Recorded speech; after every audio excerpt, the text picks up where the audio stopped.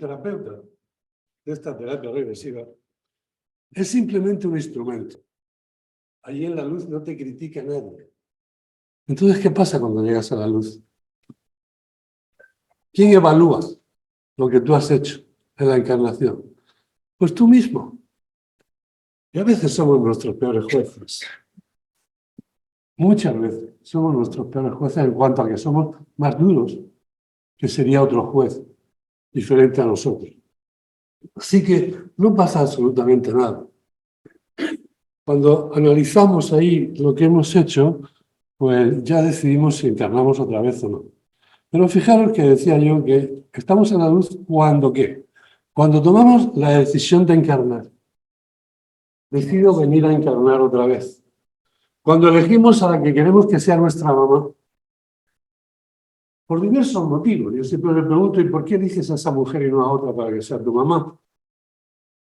Son innumerables los motivos, ¿no? Encuentros de vidas pasadas con esa persona, cositas que tiene que arreglar con esa persona, etcétera, etcétera, etcétera. Y la tercera cuestión, ¿cuál es? ¿Qué es lo que vienes a hacer? ¿Qué es lo que vienes a hacer? Y ya cada uno te cuenta su historia. Y algunas son asignaturas muy fuertes. Algunos se matriculan de asignaturas muy fuertes. Y luego cuando están aquí, porque claro, cuando eso se hace en su plan de estudio, digamos, ¿qué pasa? Porque están, donde he dicho antes, no hay tiempo ni espacio. Y esto voy a estar internado 83 años. 83 años es esto allí. Pero ahora, cuando venimos aquí, 83 años es un día después de otro. Un día después de otro. Y eso pesa. Y algunos dicen, pero ¿cómo he estado yo para elegir esto? Y a mí me lo dicen. Pero ¿cómo es posible que yo haya elegido esto? Y yo, no lo sé. No puede ser, sí. Es que lo que me está pasando, digo, lo que te está pasando nada es importante. ¿Cómo que nada es importante? Digo, lo que yo te digo. Nada es importante. ¿Sabes por qué? Yo digo lo que yo te digo. Porque en la SM que yo tuve, en el año 17, alguien me explicó esto muy claramente. Me explicó lo que era la conciencia, lo que era la consciencia, con ese. Y me dijo, nada es importante, solamente son experiencias de las que tenéis que aprender. Y yo se lo digo a los pacientes cuando me dicen, ¿cómo es posible que yo haya elegido pasar esta penuria que pasa? No sé cómo estarías tú, igual te tomaste un cubata y la luz. Yo qué sé, no sé, estabas tan en la luz, tan flotando, tan... Allí solamente hay amor y paz. Y me lo dicen el 100% de los pacientes. Entonces, cuando nosotros nos damos cuenta de esto, es cuando llega el momento de empezar a armonizarnos con la misión que hemos venido a traer. Y claro, ¿cuál es el secreto para armonizarte? Porque, como bien decía, ¿verdad? No recuerdo tu nombre, pero Sonia, como bien decía Sonia, aquí no hemos venido a sufrir. ¿Quién se ha inventado la historia esta de que venimos a sufrir? Para estar en esta vida solamente hay que hacer dos cosas. El secreto está en hacer dos cosas. Solo dos. De hecho, todo el mundo que estamos escuchando me está. ¿Sí? Hombre, esto habrá que sacar el rendimiento. Entonces, solamente hay que hacer dos cosas. Os decía, solamente hay que hacer dos cosas. ¿Sabéis qué? Amar y perdonar. Sí, qué bonito, ¿verdad? Sí. Ya. Amar y perdonar, que ya te ama a ti. No es fácil, ¿verdad? Nos queremos los dos. Amar a mi mujer, llevo 50 años con ella. Fíjate si nos amamos. Fácil. Ahora, amar a otros. Amar al vecino ese que la Linda ha dicho que está 2 metros más para él que para mí. A ese tengo que... Amar a ese que me puso la zancadilla y que... Amar a ese compañero que me denunció en el hospital porque yo hago esta terapia y me hizo llegar al colegio de médicos y pasar un tribunal deontológico. A ese hay que amarlo y perdonarlo. Ahí está el éxito. Porque esas son las pruebas que te pone la vida. Bueno, pues bienvenidos a todos. Muchas gracias, Ricardo, José Antonio, y puesto todo su esfuerzo para arreglar esto. como me decía Carlos, no somos profesionales, y digo, bueno, esto hay que entenderlo. Pero no preocuparos porque el tiempo no existe, no hay tiempo, no hay espacio. Pues entonces, ¿dónde está el problema? ¿Vale? Y además un día de ayuno no viene mal. No pasa nada. Entonces, muchas gracias a vosotros, Carlos, de verdad, por invitarme a estar en este evento. ¿Mm? Para mí es un placer porque si tengo algo claro en estos 26, ya casi 27 años con esta terapia, es que pues lleva muchos años haciendo, ten cuidado con lo que toca, lleva muchos años haciendo esto, ¿no? Y son muchos miles de personas, es que me da corte decir el número. Son muchos miles de personas las vistas, muchas miles de regresiones las vistas. Y llega un momento que te paras y te dice, o te para el universo y te dice, para. Y te da un ictus a ti, a mí, me para y me explica. Dice, está muy bien lo que has hecho hasta ahora. Ya llevar miles y miles y miles. Vale. Y esa información te la quedas tú para ti para siempre. Porque el día que desencarnes, se va a quedar en la caja fuerte. Pues digo la caja fuerte porque ahora exige toda la protección de datos tener un habitáculo que salvaguarde todas las historias clínicas y todas las grabaciones. Y rápidamente entendí, ¿no? Viniste a expandir el conocimiento. Ya tienes bastante para ir expandiendo. Haz alguna regresión, o sea, acompaña alguna regresión de vez en cuando por aquello de matar al gusanillo, ¿no? Pero dedícate a escribir libros. Dedícate a atender todas las entrevistas que te propongan. Dedícate a atender los congresos donde estás, donde te llaman. Tienes que ir a todos, porque es la manera de expandir. Yo agradezco mucho a esta organización que me dé esta oportunidad porque también expanden por aquí. Y hacer los talleres, que hemos bajado el número, y sobre todo también los cursos de formación. Eso es la forma de expandir. Vale. Bueno, no sé si se ha notado que soy de Cartagena. ¿No? Entonces, quita que se pone, que se quita que se pone. Es cierto, hay Cartagena. Bien, pues efectivamente nací en Cartagena. Bueno, nací en Santa Lucía, que es el barrio de pescadores de Cartagena. A mucha honra. ¿Sí? Mi nombre es Juan José López Martínez, soy médico y me formé en terapia regresiva, sería muy largo, como un médico cartesiano como a mí hace 30 y pico años. Yo no estaría sentado donde estáis todos vosotros, todos ustedes. Yo no estaría sentado ahí. Para nada, ¿eh? Y para nada es para nada. Porque como médico cartesiano, pues las cosas las veía de otra manera. Y ahora lo veremos a lo largo de la ponencia. El universo se encargó de mí. O sea, ese médico cartesiano ahora, al cabo de los 30 años, te dice, el universo se encargó de mí. Y tú dirás, pues, el médico cartesiano tiene que haber cambiado. Ha sido un camino muy duro.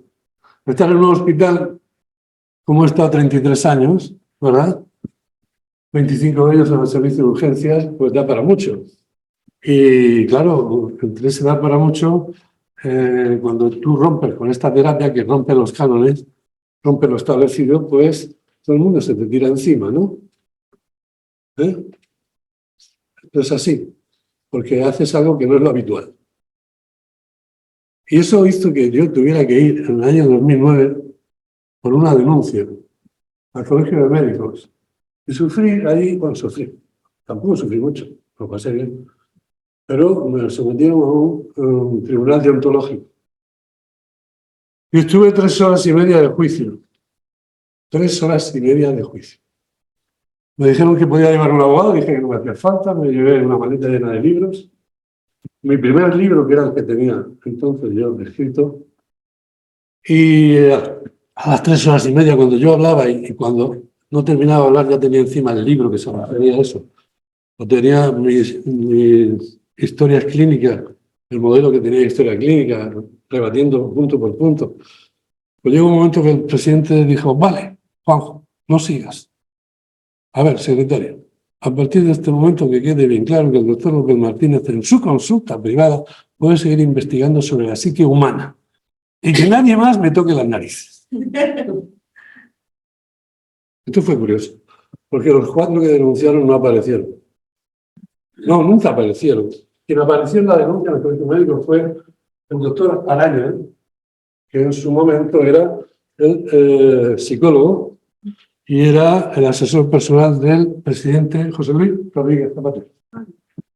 ¿Por qué? Porque uno de los 4 que me denunciaron a mí estaba muy metido en el Partido Socialista y dijo, bueno, pues yo llamo a este amigo, denuncia al colegio médico. Me denunciaron 5 psicólogos, él y su equipo. Cuando aquello salió, pues el colegio de médicos, mis abogados, que eran pacientes míos, me contestaron, y en la última cláusula ponían que yo rogaba encarecidamente al presidente del colegio de médicos de Murcia que convocara una reunión con entrada libre al público en el salón de actos, para que ese señor Araña y yo habláramos de terapia física. El señor Araña declinó la invitación, dijo que se habían equivocado, que pedían perdón, que no sabían que yo iba a tener un libro publicado, no sabían de mi prestigio profesional y ahí quedó la cosa. ¿Sí? Pero el camino fue duro. El camino fue muy estrecho, las bofetadas eran continuas en el hospital. Y yo ya os digo, a los que sois terapeutas aquí, ¿verdad? Ahora el camino lo tenéis más ancho. ¿Sí? Entonces, mirad bien lo que hacéis. Porque ha costado mucho trabajo que el camino sea un poco más ancho. Ser profesionales por encima de todo. Y si alguno se ve que está en la necesidad de parar y someterse a la terapia con otro terapeuta, que lo haga. Pero esto no es ningún juego. Esto no es ningún juego. El universo nos ha concedido un privilegio, que es ser acompañantes de la experiencia del alma del ser humano. Porque el único protagonista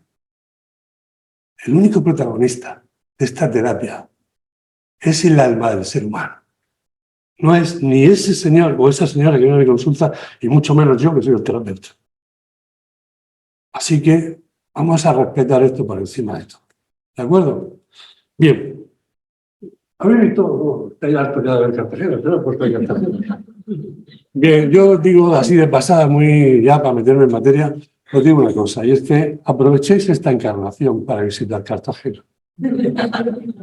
Recordad que el refrán que dice, no dejes para mañana lo que puedas hacer hoy.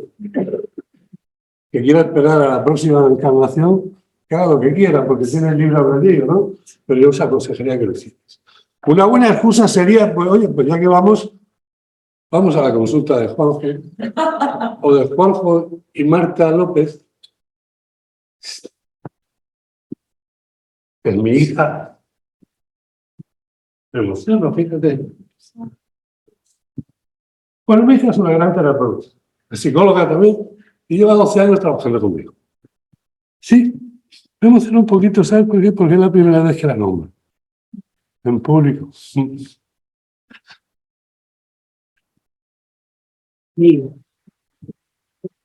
Bueno, vamos a ir.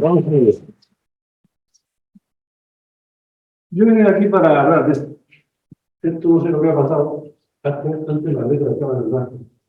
Se ve que después se lo ha pasado por el Juan y ahora sale en el negro. Bueno, es un poco chirriante hablar del alma con el negro, pero bueno, que lo conoces. El alma es la experiencia centrada. Vamos a ver. Yo os he dicho que me formé en terapia regresiva, no lo he dicho, y es algo que me gusta siempre decir, porque siempre me gusta presumir de mi maestro. Lo digo mucho. ¿Sí? Yo me formé en el año 2000, me parece recordar, con José Luis Taboli, en la primera promoción que hizo de formación aquí en España. Después tuve la suerte de que nada más terminar me dijo tienes que seguir conmigo y anduve 7 años más con él, 8 años con él, trabajando los dos juntos. Yo era su ayudante. Y 8 años de enseñanza con José Luis pues da para mucho. Porque te enseña no solamente la terapia regresiva, sino también te enseña la vida. También te dice cosas, ¿no? Yo recuerdo, por ejemplo, yo he sido siempre muy competitivo, ahora ya no. Ahora que me está haciendo mayor.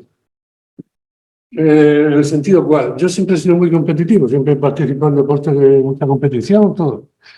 Y un día, los dos solos, caminando por el bosque allí donde hacíamos los cursos por Gerona, le dije, digo, mira, José Luis, yo tengo que ser sincero contigo.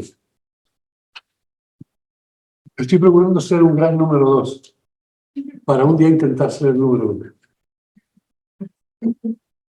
Y me dijo, con esa sabiduría que tienes, me dijo, mira, Juan, por el 2. No importa el número. No importa el número. Lo único que importa es cuando lleguemos al otro lado y nos pregunten, ¿qué hiciste con el conocimiento que se te otorgó? ¿A cuántas almas ayudaste en tu experiencia de encarnación? ¿A cuántas almas ayudaste? Dice, eso es lo único que importa. El número no importa. Así que lo importante es que seas tú, sin número. Y eso se me grabó.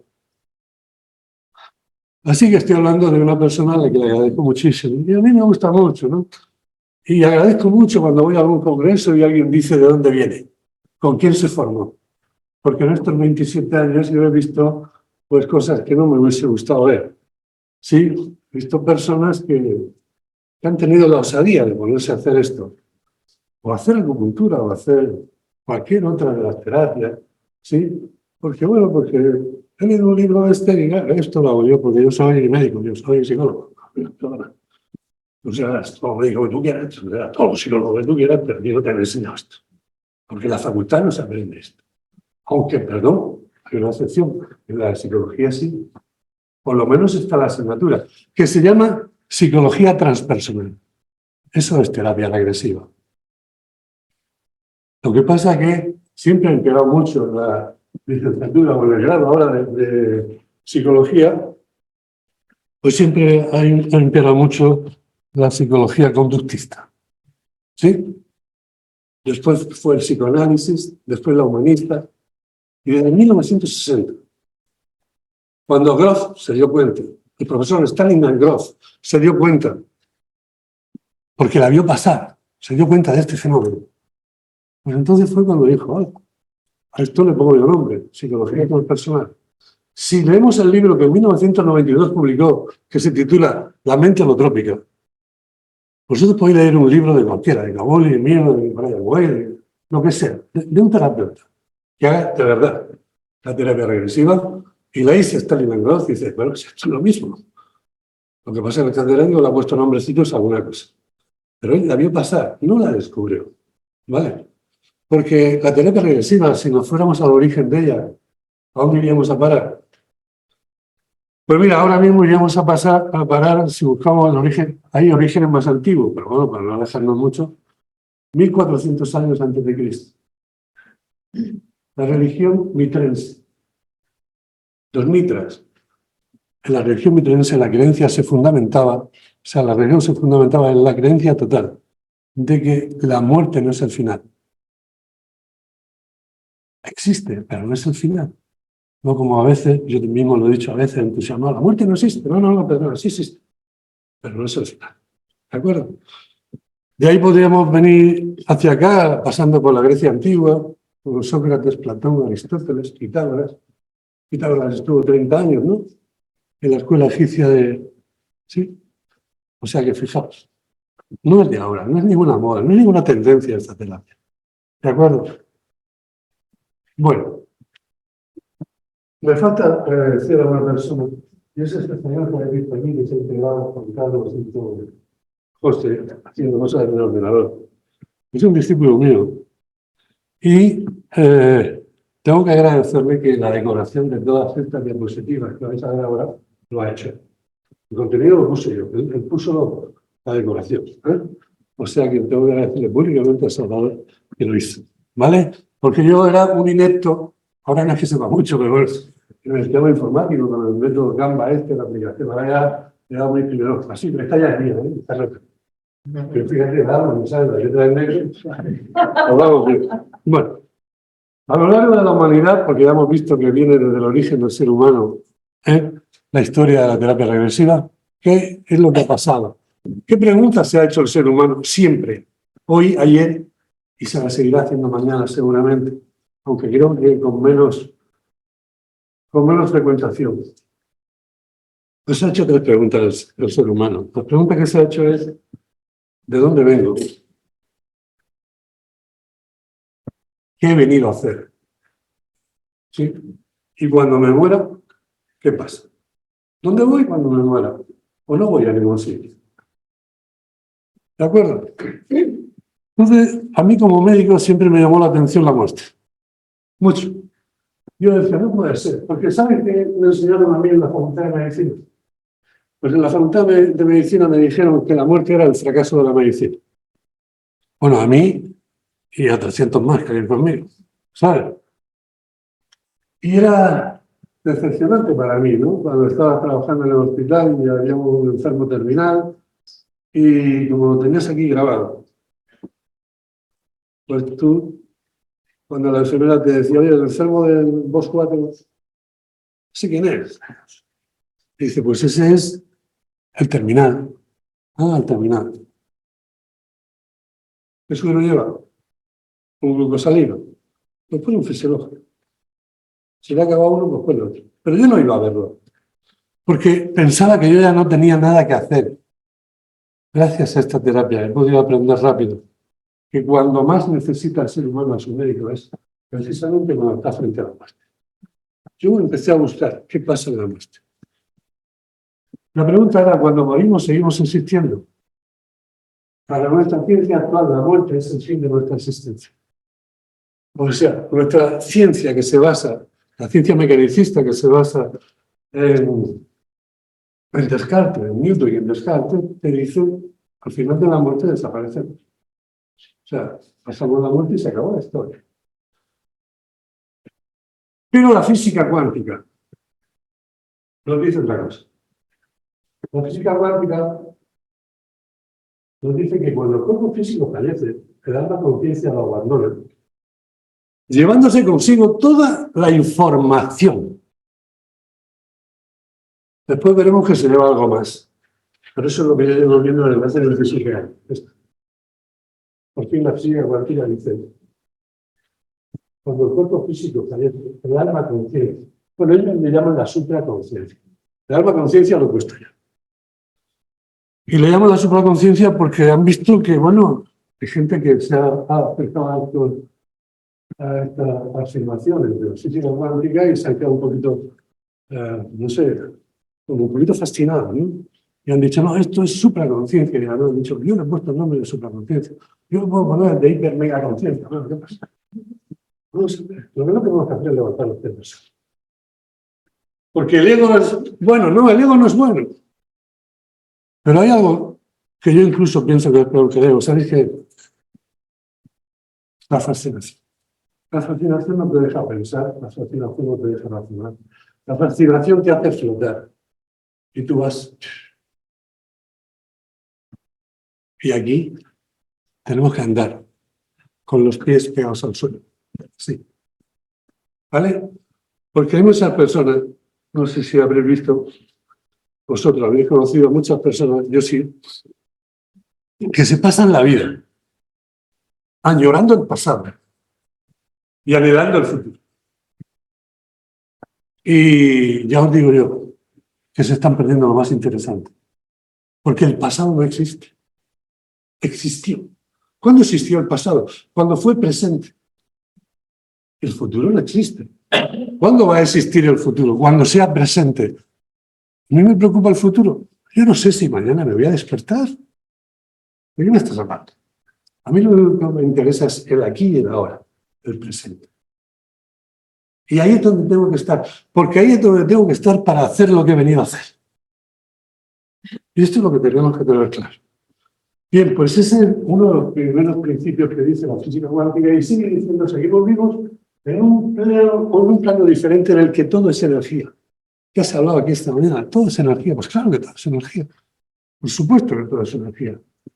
En este plano, el alma consciente está en su eterno presente, en relación directa con la conciencia primaria, o primera, o sea, universal o primero. Bien, ¿esto qué es? Esto es el ciclo de la vida. Mira, estando en Cartagena un día, estaba yo en Cartagena. ¿Sabéis por qué? Porque nací en Cartagena y no en Cartagena. Pues estaba yo en Cartagena un día. Y de pronto estaba a solas conmigo mismo. Y claro, cuando estás a solas contigo mismo, ¿con quién vas a hablar? Pues contigo. Y yo hablé con mi consciente. ¿Sí? Yo hablé con mi consciente, lo dije a mi consciente. ¿Qué es la vida? Y me dijo, la vida es esto. Esto que tienes aquí todos los días, esto es la vida. ¿No? Digo, ¿y cuándo empieza la vida?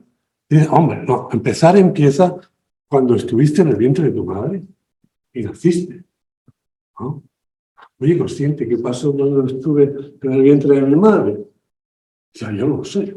Pero ¿cómo que no lo sabes? Acabas de decirme, asegurarme, afirmarme que la vida empieza cuando estuve en el vientre de mi madre y tú no sabes qué pasó. Dice, no, a mí me lo han contado. ¿Y tú dónde estabas? Dice, no, yo no estaba. Ah, que tú no estabas. ¿Cuándo aparece? Yo a los 6 o 7 años de edad física ya cojo el timón de este barco. Oh, qué bien. ¿Y ahora qué haces? No, ya te acompaño. ¿Sí? ¿Y tu misión en qué consiste? Pues en protegerte. ¿Sí? ¿De qué? Pues de cualquier trauma que tengas, hecho traumático, que puedas tener a partir de los 8 años, 9 años, hasta el momento actual. ¿Y qué haces con él? ¿Qué haces con esa experiencia que tuve cuando tenía 8 años? Que tuve, no recuerdo bien si un abuso sexual. ¿Qué pasó con aquello? Dice, no, yo lo que hago es esconderlo, porque no lo puedo borrar. Y lo escondo aquí. Sí, porque así evito que tú lo estés pensando todos los días. Y así no te atormentas. ¿Qué pasa? Que pasan los años y ya tiene 50 años ese niño de 8 años, o esa niña de 8 años llega a la consulta. Y te dice que no recuerda bien qué pasó, no sé si me tocaron, si no me tocaron, no sé qué pasó.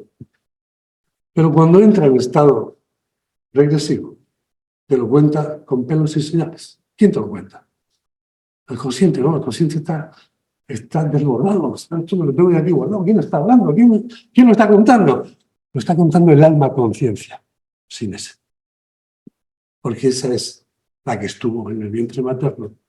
Esa es la que te va a contar lo que pasó en el vientre materno. Esa es la que te va a contar todo lo que te ha pasado. El alma conciencia. Porque si no estás en un estado regresivo, que ahora vamos a ver cómo se llega a él, y yo te pregunto, ¿qué pasó en el vientre de tu mamá? Pues yo no lo sé. ¿Qué pasó en tu nacimiento? No lo sé. Pero estuviste en el vientre de tu mamá y naciste, pero estás aquí, te veo yo. O sea, que estuviste, ¿no? Entonces el hecho de que no lo recuerdes no lo invalida. El hecho de que no recuerdes haber tenido una vida pasada quiere decir que no es cierto. Es una regla de 3.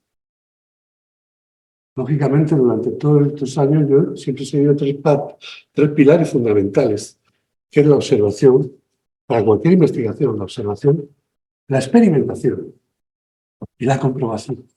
Ha sido para mí muy fácil hacía muchos años, cuando estuve a punto de dejar esta terapia, porque yo no entraba en regresión.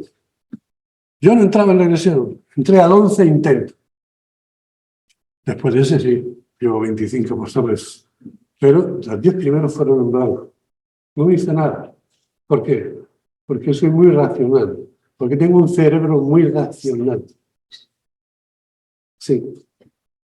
A veces dice, es que tengo una mente muy racional. Perdón, ¿cómo que tienes una mente muy racional? Una cosa es la mente, pero no es el cerebro. ¿Cómo? Sí. ¿Has oído que la mente no tiene límites? Es cierto. El cerebro no lo hemos encontrado tampoco el límite todavía, pero una cosa es el cerebro y otra cosa es la mente. Porque alma, conciencia y mente es lo mismo. Te vas al antiguo vocabulario griego y dices qué significa psique y te dice significa alma, significa mente. ¿Vale? Eso ya lo decía Aristóteles. Bien, pues yo estoy con mi consciente y me dice que el ciclo de la vida empieza aquí, pero que él no tiene ni idea, que no he estado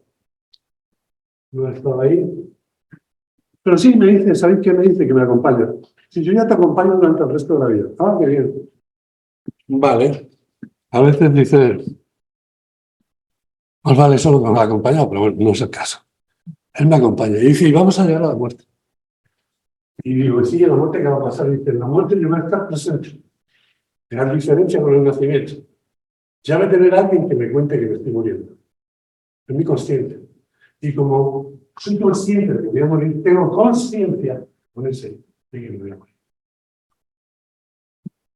Os voy a dar una noticia, es que la conciencia con ese y la conciencia sin ese no paran de hablarse. Están hipercomunicadas. ¿Y sabéis qué pasa? Que cuando llega el momento del amor, si tengo la suerte de que mi consciente está y mi conciencia me dice a mi conciencia, el cuerpo se está muriendo, ya no puedo respirar. Esto es la muerte. Que me voy a morir y se queda ahí, la conciencia dice, el cuerpo se me ha estropeado, el cuerpo no tiene arreglo, ya me quedé sin cuerpo físico. Pero si no toma conciencia, el alma conciencia no se entera de esto. ¿Qué es lo que pasa luego en consulta? Que llega el paciente y lleva un alma perdida pegada a él. Es su abuelito Antonio. Murió hace 20 años. Y el abuelito Antonio, cuando toma la voz y la garganta de mi paciente, me dice, ¿sabéis qué?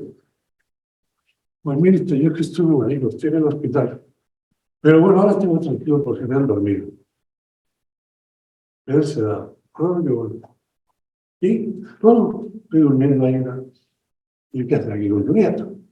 Hombre, porque no sé por qué, no me lo explico bien, pero puedo estar dormido ahí y me puedo estar con mi nieto. Ah, qué interesante, ¿no, Antonio? ¿Sabes que estamos en el año 2021? Sí, sí, sí. Están en Cartagena. ¿Conoce Cartagena? Así también le digo si conoce Cartagena. Lo mío es obsesivo. Y, bueno, pues, total, que voy hablando con él hasta que le hago ver que hace 20 años perdió su cuerpo. Hacer la regresión con una nueva pérdida de fácil. Eso está caballo rey. Es llevarlo a que vea que perdió su cuerpo, a que entienda que la muerte consiste en que se muera el cuerpo. Eso es en los casos que no se ha dado cuenta de que ha muerto. ¿Vale? Y eso pasa porque no tiene conciencia de muerte. Porque tampoco tuvo conciencia de muerte. ¿Por qué? Pues si lo sedamos, ¿qué pasa cuando lo sedamos? Dormimos aquí, al consciente y a la conciencia. Están dormidos. ¿De acuerdo? Son muchos los casos que he podido comprobar esto. ¿Esto qué quiere decir? ¿Que no hay que sedar a la gente cuando va a morir? No. Por supuesto que hay que sedarlos si hace falta. Faltaría más. Faltaría más, claro que sí. Pero tenemos que ser responsables de lo que hacemos. Yo a este paciente lo sé. Perfecto. Yo soy la bata blanca, el médico. Yo lo sé. ¿Vale? A partir de ahí tengo que tener muy claro que entre la familia y yo tenemos que estar hablándole constantemente. Porque eso no quiero oír es el último sentido, que se pierde. Eso es un problema. Vamos a ver. El alma conciencia te está escuchando. Que es mucho más que lo dice. Te está escuchando, está ahí mirándote. Y tú te acercas y le dices, escucha, papá, que has dormido, que estás muy a gusto así, pero esto no funciona. Esto se está deteriorando. Que ya tu respiración es muy, muy precaria. Que te estás muriendo, papá. Papá, que te mueres. Papá, que te acabas de morir. Tu cuerpo ya no te sirve. Esa es todavía mejor información, no completa que la que yo. Porque la conciencia se queda con una palabra contada cuando mueres. Pero ahí todavía es mejor, ¿no? Y eso es lo que tenemos que hacer, por supuesto, y que se da, faltaría más. Si hace falta, claro, no por sistema, no por norma, no por protocolo, sino por análisis de la situación. Aquí tengo que ser, tengo que ser. ¿De acuerdo? Muy bien. Ah, que me llevo la mesa conmigo. ¿Este es el micro? Ah, vale, ya está. Perdona.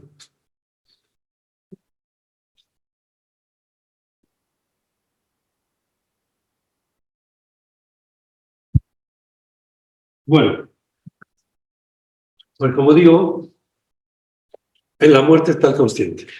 Resumiendo esto, ¿cuál es la muerte ideal?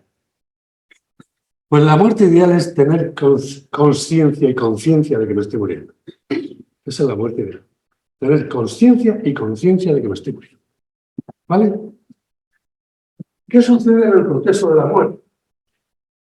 Bueno, pues eso es lo que yo me preguntaba. ¿Qué sucede? Y yo que vi que había en el proceso de la muerte dos protagonistas. El cuerpo físico con su consciente y su conciencia y el alma con su conciencia. Y yo dije, vamos a ver, porque he visto morir mucha gente. Porque 33 años en un hospital te da para mucho. Y he visto morir muchas personas. Y yo empecé a ver cosas raras en la muerte. Cosas raras, quiero decir, cosas que se salen de contexto. Os puedo así nombrar una, por lo menos una, ¿no? Una señora que ya, de unos 50 años, llega en parada cardiorrespiratoria. Entonces yo cojo el intubo y empezamos con la reanimación cardiopulmonar avanzada. Salgo por una vía central, cojo avanzar y me y a los 30 minutos ahí no había señal ninguna, no había respuesta. Luego entonces lo indicado en ese caso es se para la reanimación y acepta que se ha muerto y ya está. Bueno, eso hicimos, ¿no? Y cuando la paramos estábamos todos allí. Ahora sí la señora se levanta, se sienta en la cama. Se queda mirando al fondo de la habitación y dice, señalando, que te he dicho que contigo no me voy. Y acabó hasta así, ¡bum! Y estaba muerta. Bueno, yo no sé si alguno se tuvo que cambiar de ropa interior. No sé. A mí no me dio tiempo a eso. Pero era algo inexplicable. ¿Esto qué es? ¿Qué hace la mayoría de las veces la bata blanca ante estas situaciones? Se lo echa a la mochila. Dice, bueno, no lo entiendo, pero no importa. Está muerta, está muerta. Eso, no sé, pues será algún espasmo muscular. Y yo creo que un espasmo muscular. Que por poco se baja de la cama y se da un paseo. O sea que esto es lo que a mí me puso a buscar. Y entonces, como decía, hay dos protagonistas en la muerte, el cuerpo físico y el alma. Al cuerpo físico no hace falta que le pregunte, ya te lo digo yo. Una vez que se ha muerto, no insistas que no contestas. ¿Quién me queda? Me queda el alma. ¿Cómo narices voy a ponerme en contacto con el alma? Para preguntarle, oye, ¿qué pasó aquí? Pues ahí es lo que... ¿Dónde vamos después de la muerte? La respuesta está en el alma. Por eso mi libro se titula así, porque era la época que yo buscaba esto, ¿verdad? La época en que todavía no me había dado cuenta que no existen las regresiones, pero eso lo explico luego. No hice todavía, eso lo explico luego. Entonces yo ahí me di cuenta que la respuesta estaba en el alma y conciencia. Bien, ¿cómo lo puedo poner en contacto con ello? Pues mira, tenemos el consciente y conciencia. Por un lado, que eso voy a presentar a los dos protagonistas. El consciente y conciencia está en el cerebro, porque el consciente y la conciencia vive en la dimensión izquierda. Está en el cerebro. No recuerda la estancia en vientre materno. Consciente, ya hemos dicho, no lo recuerda. No recuerda haber nacido. No recuerda vida pasada. No recuerda espacio entre cuerpos. ¿Sabes lo que es espacio entre cuerpos? Mira, lo poquito que sabemos todavía de esto, porque es mucho más grande lo que no sabemos que lo que sabemos. Pues lo poquito que sabemos, llevamos entre nosotros un problema semántico, o sea, ¿cómo lo llamamos de manera? Esto es lo que el gran Michael Newton, ¿no? Decía espacio entre vidas. Pero yo les pregunto, sobre todo a los terapeutas, ¿tenéis claro que vida solamente hay una? ¿Lo tenéis claro? Vida solamente hay una. Lo que pasa es que de vez en cuando cambiamos de cuerpo. Esto que llamamos vida es una experiencia dentro de la vida. Entonces, si vida solamente hay una, a ver, que me explique alguien dónde está el espacio entre vidas, porque yo no sé dónde está. Vida solamente hay una. Entonces, por eso yo lo llamo espacio entre cuerpos. Con eso no quiero, ni mucho menos, que mis palabras, la obra de Michael Newton es increíble. O sea que, cuidado. Se rige por la idea lineal del tiempo y espacio, que es nuestro consciente y nuestra conciencia, y desaparece con la muerte. Porque cuando se muere el cuerpo físico, con él se muere el consciente y se muere la conciencia. ¿De acuerdo? En cambio, el alma conciencia, ¿qué le pasa? Porque no está en el cerebro. Sabe lo sucedido en el vientre materno, en el nacimiento, en la vida pasada, en el espacio entre cuerpos, cuando no tiene cuerpo físico, también no sabe lo que pasó. Y también para ella no hay tiempo ni espacio, esto es lo más importante. Igual que para consciente y tiempo espacio, para ella no hay tiempo espacio. Y sobrevive a la muerte. Ya lo hemos visto, lo afirma, lo describe la física cuántica. Ojo que el principio que os he puesto antes de la física cuántica es la que describe, que se muere el cuerpo, y al morir el cuerpo, el alma conciencia se va, lo abandona, y se lleva consigo toda la información. ¿Sí? ¿De acuerdo? Es porque sobrevive a la muerte. ¿Y sabes por qué dice la física cuántica? Se lleva consigo toda la información porque es eterna. Por eso no muere nunca. Por eso no morirá. Y siempre está en su eterno. Bien, son todos los grupos de seres humanos que hay en la sociedad. Yo hace tiempo pertenecía a este, que es ver para creer. ¿Qué pasa con este tipo de grupo humano? El ser humano que decide ver para creer es algo muy respetable. Ya digo que yo pertenecía a ese grupo. Pues el ser humano que está ahí en ese grupo tiene que esperar. No le queda otra que esperar. ¿A qué? Tiene que esperar a que la ciencia, le conteste a sus cuestiones, a sus preguntas. Y te puedes morir, desencarnar y la ciencia todavía está dándole vuelta a la cosa. Pero bueno, eso ya es tu decisión. Pero hay otro grupo que es los que están en este grupo de creer para ver. Si yo creo que es posible esto o lo otro, pues los que estamos en este grupo, gracias a Dios, hace ya 27 años, pues iniciamos una búsqueda. No nos quedamos esperando a nadie. El que empieza a buscar saber lo que pasa, pues que corre el riesgo de encontrar. El que va buscando corre el riesgo de encontrar. ¿Y qué encuentra? Evidencias. Y la evidencia que nos transmite, ¿qué nos da la evidencia? Nos da el conocimiento. No demostrable científicamente, pues claro, eso ya lo sé yo, que no me lo diga nadie. Eso ya lo sé yo. Pero es innegable. Cuando la evidencia es innegable, cuando la evidencia es irrefutable, ¿sabes? Te da el conocimiento. No demostrable, pero eso no hay quien... O sea, no sería ético darle la espalda, ¿no? Por eso, cuando yo digo hablar algunas veces, bueno, en algunas charlas, en algunas conferencias, en algunos congresos, y oigo hablar a alguien que dice, es que de esto no hay evidencia clínica. O de esto hay evidencia clínica. Digo, nada. Digo, relájate un momento, mira, escucha. Escucha, yo es que esto me lo tomo con humor, con mucho amor, ¿sabes? Pero con humor también. ¿Sabes por qué? Porque en el otro lado, los pacientes que han contactado con sus seres queridos en el otro lado, ¿sí? Que son muchos, cientos los casos que tengo, nadie se ha encontrado al otro lado, ni a su padre, ni a su madre, ¿no? O a su hijo incluso, serio, triste, ¿no? Todo el mundo está feliz. Y se lo pasan, yo creo que se lo pasan, con nosotros se divierten un montón, ¿vale? Entonces, cuando alguien dice evidencia científica, no, mira una cosa. La evidencia nunca es evidencia científica. Porque cuando es científica, ya no es evidencia. Porque el sueño dorado de la ciencia, ¿sabéis cuál es? Convertir a la evidencia en fórmula. Convertir en ciencia a la evidencia. Y esta es la historia a lo largo de los años de la ciencia. Serían muchos los ejemplos. A mí siempre me frita poner dos. Lo repito. El doctor Miguel Servet, ¿sabéis quién era?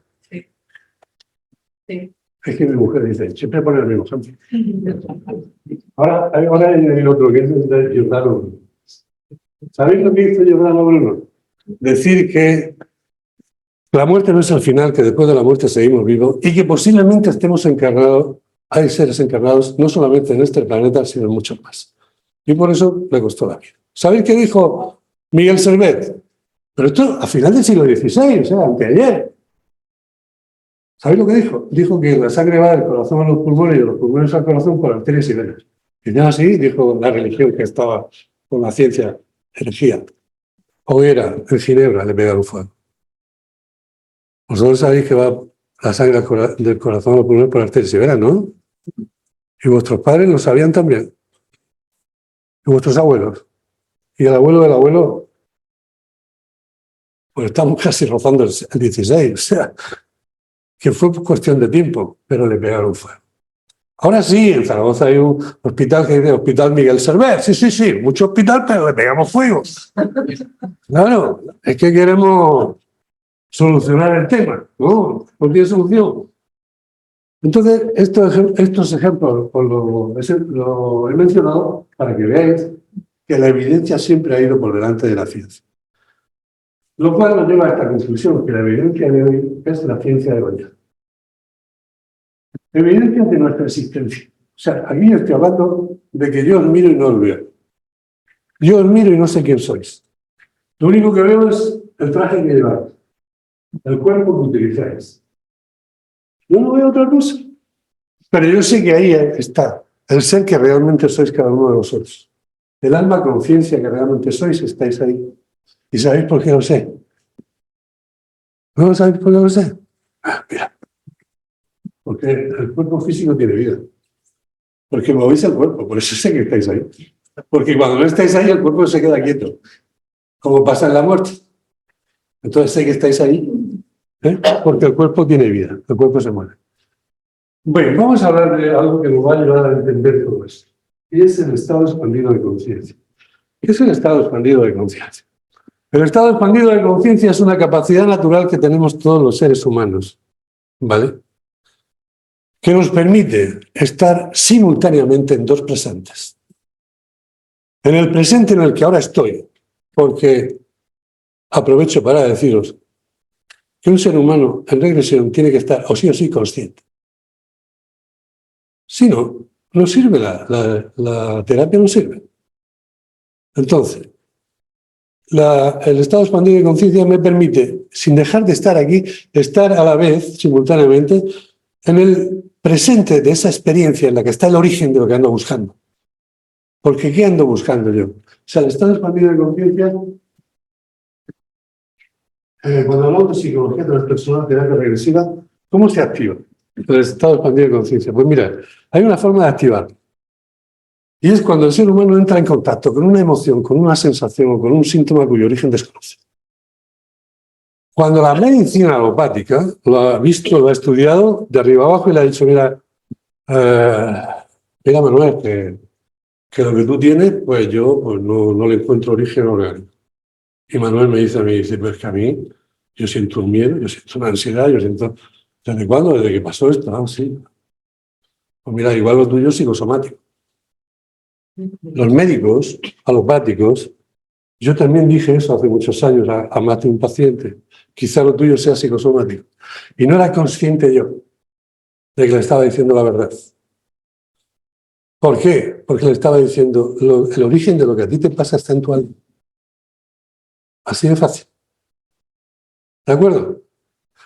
Entonces, se activa el estado expandido de conciencia de este primer paso con el ser humano cuando entra en contacto con la emoción, sensación o síntoma y entra en regresión. Entonces, ¿qué quiere decir esto? Que cuando el ser humano está en regresión está en estado expandido de conciencia, sí. Siempre. Eso, entonces, quiere decir que cuando el ser humano está en estado expandido de conciencia siempre está en regresión. No. Puede estar en regresión, pero puede estar pintando un cuadro, escribiendo un libro, escribiendo música, puede estar en meditación y puede contarnos una experiencia cercana a la muerte. Porque la experiencia cercana a la muerte, hay muerte clínica. ¿Sí? Hay muerte clínica. ¿Eso qué quiere decir? Que si hay muerte clínica, no hay consciente y no hay consciencia.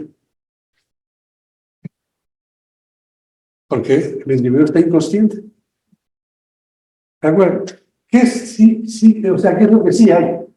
El alma conciencia, el ser que realmente eres. ¿Qué ha hecho el ser salirse? Porque cuando nos morimos, dejamos el cuerpo y nos vamos. Nos llevamos toda la información, sí, y algo más que ahora veremos. Pero nos vamos. Pero imaginaros que el cuerpo físico, como dice mi buen amigo Carrillo, ¿verdad? En un congreso que hace años ya coincidimos, me dijo, dice, Juanjo, el cuerpo es como el coche. Es un vehículo. Entonces, cuando el coche se estropea, pues te bajas y te vas. Muy bien. Pero cuando las barcas, ¿qué pasa? también te bajas, ¿no? ¿Verdad que sí? Cuando lo aparcas, también te bajas. O como dice alguno que aparca el coche y le queda dentro a vivir.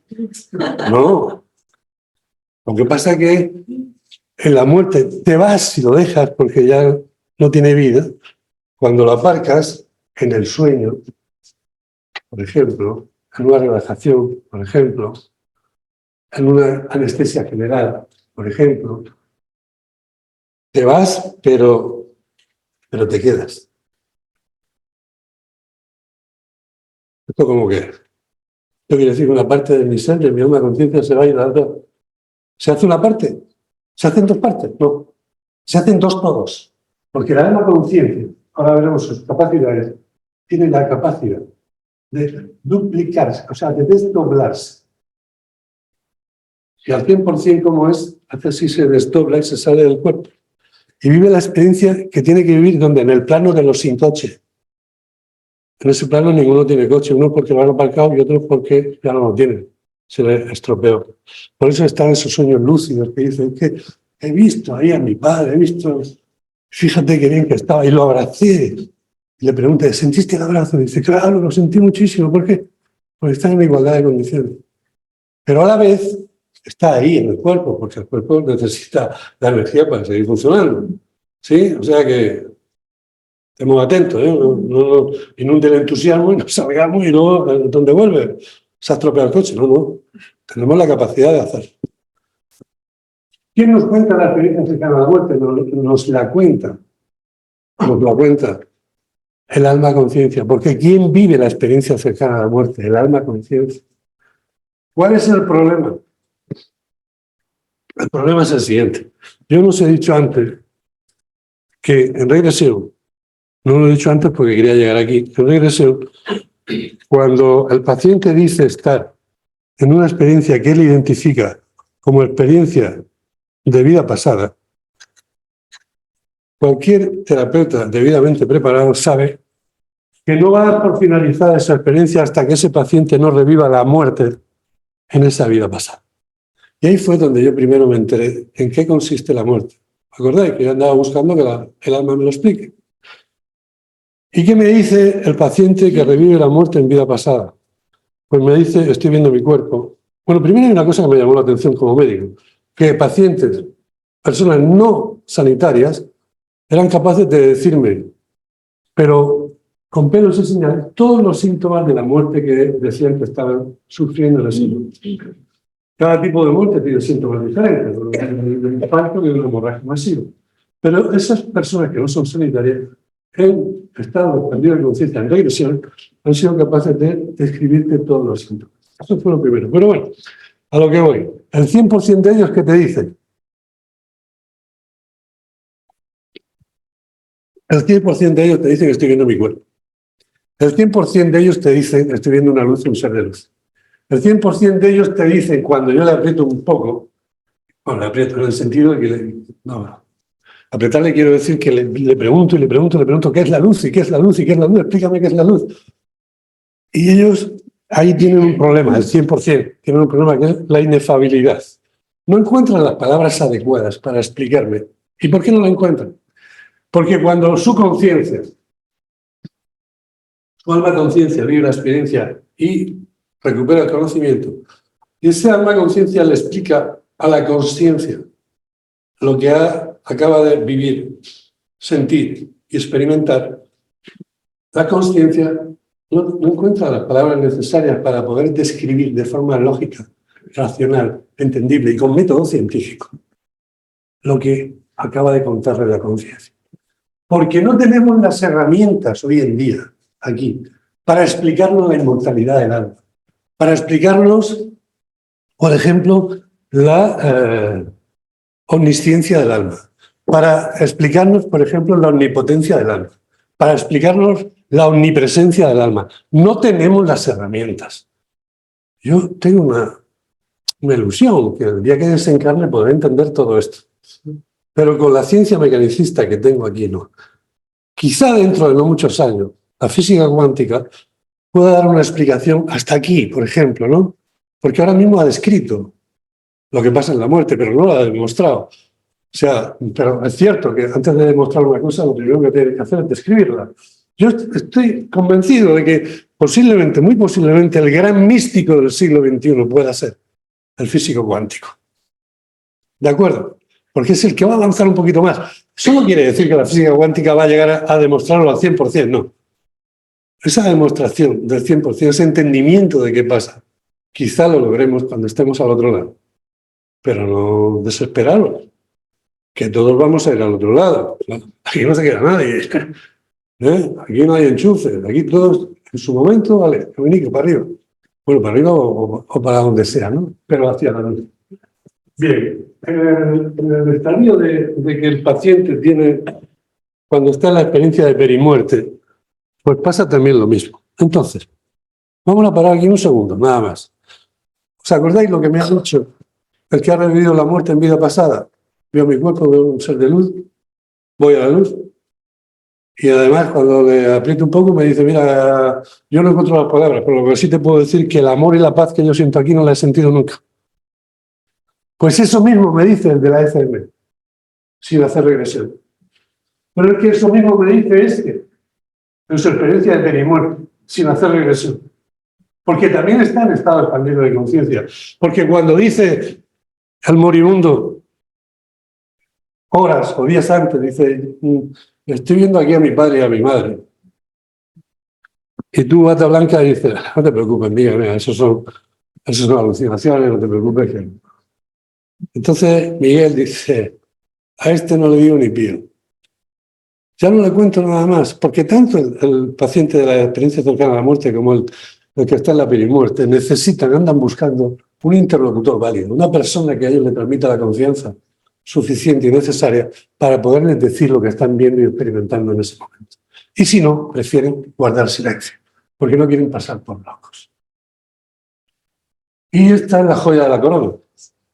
La joya de la corona es esto: cuando el ser humano, en estado expandido de conciencia, entra en contacto con almas desencarnadas, que no es el tema de esta ponencia, ni mucho menos, pero para que veáis, el tema de esta ponencia ahora es lo que es la experiencia cercana a la muerte. Yo por aquí veo esto, pero no se me va a contar. La experiencia cercana a la muerte. Bien, evidencia en terapia regresiva. Al revivir la muerte en vida pasada, el alma consciente abandona el cuerpo físico, llevándose consigo, ojo, ¿os acordáis de antes? Llevándose consigo toda la información, incluidos los disturbios emocionales que no resuelven. Eso es mi añadido. Porque sí que se lleva toda la información, claro, pero también los disturbios emocionales no resueltos de experiencias inacabadas. ¿De acuerdo? ¿Qué pasa con eso? Porque lo lleva latente. El alma lo lleva latente. Es decir, imaginaos, yo en el siglo XV, imaginaos, tuve una vida pasada, tuve un cuerpo diferente a este, con un consciente y una consciencia diferente a este. Eran el consciente y la consciencia de aquel cuerpo, que vivían en el cerebro de aquel cuerpo. Aquí tengo otro nuevo. O sea, estrenas cuerpo y estrenas consciente y consciencia. Lo que repite siempre es el alma conciencia. ¿Vale? Entonces, los disturbios emocionales y la información me la traigo conmigo, claro. ¿Dónde estoy yo ahora? Aquí, siglo XXI, en este cuerpo. Este cuerpo que ahora estoy a dieta y me estoy poniendo bien. En este cuerpo estoy, ¿vale? ¿Qué pasa? Pues pasa que los traigo latentes. Pero estando en este cuerpo, si yo, estando en este cuerpo, vivo una experiencia similar a la que en su origen provocó aquello, esto se dispara. Y ya empezamos con la fiesta. O sea, este miedo y esto no sé de dónde me viene, esta fobia no sé de dónde me viene, no sé por qué tengo una mala relación de pareja, no sé. ¿Vale? Ahí es donde empieza la fiesta. Ahí es donde empezamos con la terapia regresiva a buscar el origen de eso que no sabes. ¿De acuerdo? Pero también viene la información. Anda. Entonces, ese niño que con 4 años, que nadie sabe lo que pasa, lo acercas a un piano y tocas una hora, pues no será que te dice la ciencia, dice, esto es un niño prodigio. Y yo digo, muy bien, cartel luminoso, maravilla. Oye, explícame lo de prodigio. Pues claro, tú dices, esto es un niño prodigio y quedas muy bien, pero explícame lo de prodigio. ¿No será que este niño ya lo sabe? ¿No será que este niño ya era músico antes? Si este niño tú lo pones aquí en una experiencia, o él elige una experiencia, donde está tierra adentro, donde no ve un instrumento musical y es pastor de ovejas, pues no va a tocar el piano. Pero si este niño tú de pronto lo acercas a un piano y le pones un poco de música, así, que se pone. Y son ya muchos los casos. ¿Sí? Somos seres espirituales que tras perder el cuerpo físico volvemos a la luz, donde todo es energía y amor. El alma conciencia siempre está en su eterno presente. Y al volver al plano espiritual se relaciona directamente con la conciencia universal o primera. Mira, aquí aprovecho y os digo ya que no hay regresiones, ¿vale? ¿Habéis visto lo que ha pasado? Yo estaba en el siglo XV, lo que pasó, se murió mi cuerpo, me he traído conmigo la información y los disturbios emocionales sin resolver, porque quedó inconclusa aquella experiencia. Entonces estoy aquí. ¿Dónde está lo que está sin resolver, que ahora se ha activado? Aquí. No está en el siglo XV. Si el pasado no existe, existió cuando fue presente. Entonces el alma aquí, en su eterno presente, hace así y dice, esto es lo que necesito arreglar. ¿Qué pasa? Que como mi paciente está consciente de la experiencia y tiene cultura, en cuanto el alma conciencia le enseña el escenario, él pone tiempo-espacio. Y mi paciente sale de mi consulta diciendo, he tenido una experiencia en vida pasada, esta es la época de los romanos. Esta es la Edad Media. Y yo digo, mira, no te has movido del sillón. Pero ni un milímetro. O como algunos que llegan y de entrada ya te dicen, oiga, doctor, hay riesgo de que si yo voy a revivir una vida pasada, me quede atrapado allí. Y yo, no te preocupes. Ya miro yo que no te quedes atrapado. Porque esto es así. Esto es así. Porque intentamos medir todo lo del alma con el tiempo-espacio, con nuestra mente, perdón, con nuestro cerebro racional, con nuestro hemisferio izquierdo. Y ese es el follón que tenemos. Ese es el galimatías que tenemos. Que cuando hablamos de esto, se nos olvida que no hay tiempo-espacio. Y se nos olvida quiénes somos. Ese alma-conciencia que realmente somos. El alma-conciencia es omnisciente, omnipotente y omnipresente. ¿Eso qué quiere decir? Omnisciente quiere decir que lo sabe todo. El alma-conciencia sabe lo que pasó en el nacimiento, en la vida pasada, en el vientre materno, lo sabe todo, absolutamente todo. El alma-conciencia es omnipotente. ¿Por qué? Porque no tiene barreras arquitectónicas. ¿Esto lo puedes ver en regresión? Claro. Nosotros, en mi línea de trabajo, desarrollamos una técnica que trabajamos directamente con el alma. Y entonces el alma sale de su cuerpo y ve cómo pasa paredes, cómo atraviesa puertas, cómo estoy aquí y ahora deseo estar en Nueva York, ya estoy en Nueva York. Ahora en mi quinto libro saldrán estos casos. ¿Sí? El libro que estoy escribiendo ahora saldrán estos casos. ¿Vosotros creéis posible que una persona te consulte y te diga que mi hermano murió? Murió hace unos meses, murió en Nueva York, porque trabajaba en Nueva York. ¿Dónde estás tú cuando muere tu hermano? Yo estaba en